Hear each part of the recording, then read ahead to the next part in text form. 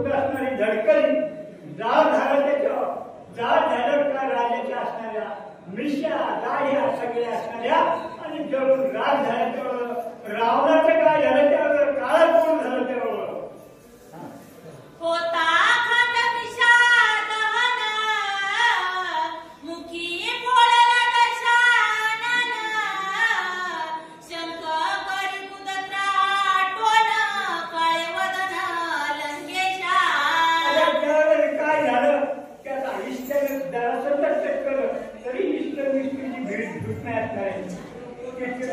छळतरी जरी लागला आगी तरी तो जायल्याशिवाय गुण नसणार. मग रावणाचं काय झालं त्यावेळेला असणार दाढीला जळायला मिशा जळायला पण तोंड सुद्धा भाजलं गेलं काळं तोंड झालं त्याचं आणि मोठ्यानं बॉम्ब लागला.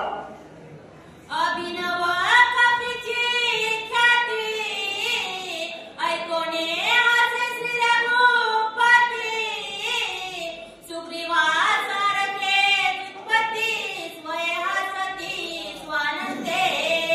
तिथे रामचंद्र प्रभूला ही कथा ऐकू लक्ष्मण सांगूया आणि सगळ्याने ही कथा ऐकल्यावर सगळ्याला आनंद झाला आणि सगळे त्या रावणाच्या दाढ्या दिशा जायला म्हणून सगळे हसू लागले.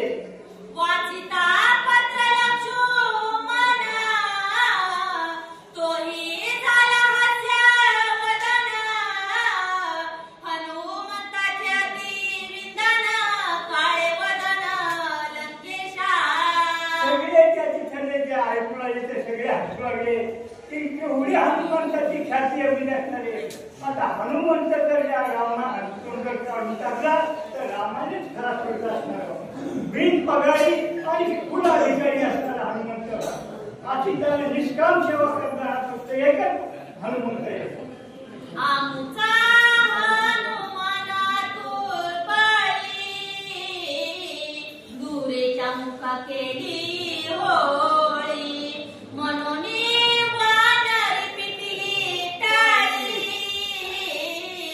सुख समेळी गरजत. पण तिथे काय झालं की नाचणारे सगळे वानर लोकांना आनंद झाला आणि सगळे नाचणारे काय म्हणजे आमचा हनुमंत केवढा महाबळी असणारा आणि रावणाच्या राजा रावणाचा एवढा रावण असणारा पण त्याच्या दाढ्या विषय झाल्या असे त्याला आनंद करू लागले वानर लोक. विजयी हनुमंत महावीर हरिके नाचती वानर अवघे करी जय जयकार श्री रामचंद्र स्मरोणी. की काय बोलणारे की काय आमचा हनुमंत विजय झाला असणारा आणि सगळे त्यावेळेला टाळ्या वाजवू लागले आणि सगळे गजर करू लागले. रामचंद्र भगवान की जय. अंगदेव उठोनी जाना बेरित्रा हटिल्या निशान कवचू मने वर्षती सुरगन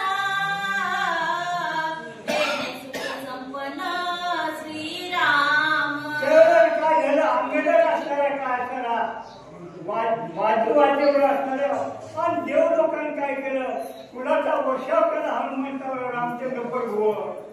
ऐकता सेवकाची ख्याती स्वय सुखावे श्री रघुपती धन्य धन्य तो मारुती पावन कीर्ती ती लोकी.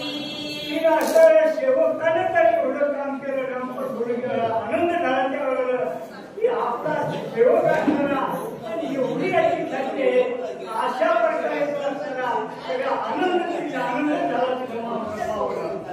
मग स्वामित्रा श्रीराम सांगत पुढे वाचे ब्रह्मलिखित उच्चारणे हनुमंत पुढे पुरुषार्थ काय केला. लक्ष्मणा सांभाळी की रामप्रभू सांभाळे लक्ष्मणा चला हरिमाळे आनंदावा.